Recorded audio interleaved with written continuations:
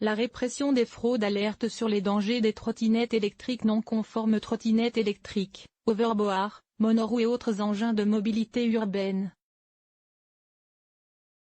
Pour la sécurité des utilisateurs, la répression des fraudes recommande de bien vérifier leur marquage.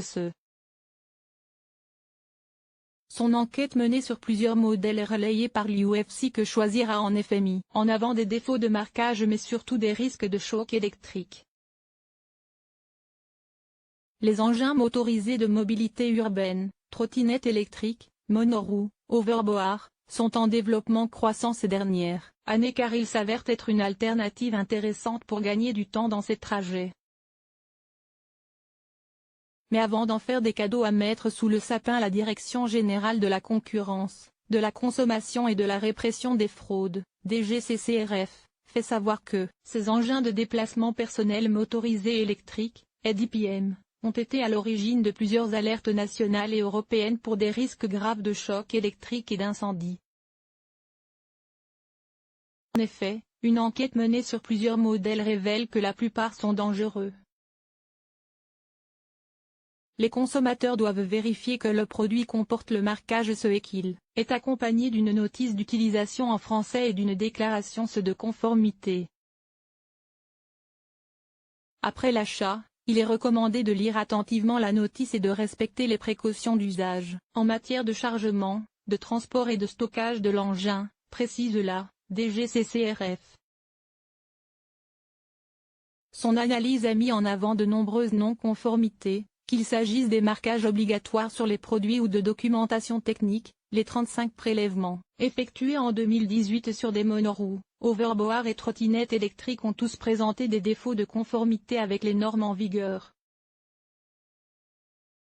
Une étanchéité insuffisante, un défaut très dangereux. Les dangers identifiés étaient liés au risque de choc électrique ou d'incendie.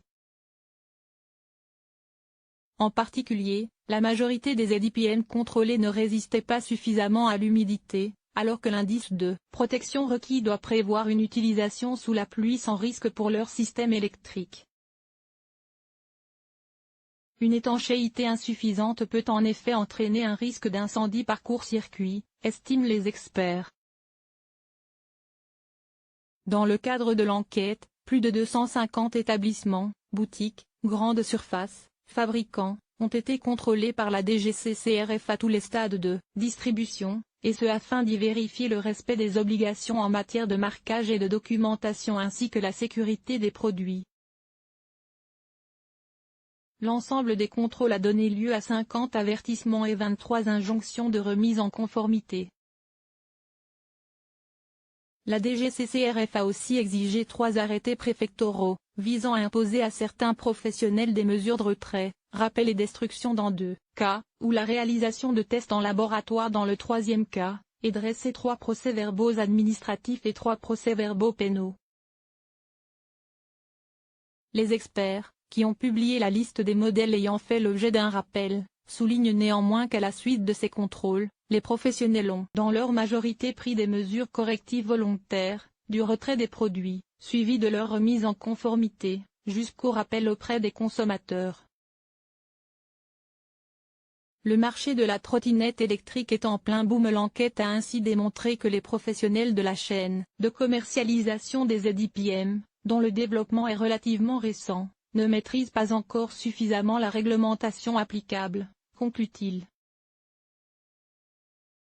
Au vu de ces résultats, la DGCCRF a annoncé qu'elle poursuivra les contrôles sur ce secteur et a rappelé aux fédérations concernées les obligations des professionnels en matière de sécurité des équipements vendus aux consommateurs, que ce soit au stade de la fabrication, de l'importation ou de la distribution. Sur le sujet, l'UFC Que Choisir donne un conseil aux personnes qui souhaitent offrir l'un de ces engins à Noël: évitez les marques inconnues. Son guide d'achat disponible en ligne peut également aider à faire son choix, car certains des modèles en cause sont vendus dans des enseignes comme la Fnac, Darty, GoSport ou Amazon. L'association dit se réjouir de l'annonce de la DGCCRF de poursuivre ses contrôles, le marché de la trottinette électrique étant en plein boom. Selon ces chiffres, 350 000 modèles ont été vendus en France en 2019 et les ventes devraient atteindre le million en 2022.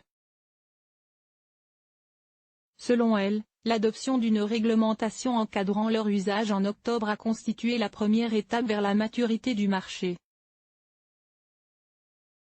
Il est désormais indispensable que le consommateur trouve des modèles fiables, sûrs et conformes. Source: communiqué de la DGCCRF, 4 décembre 2019.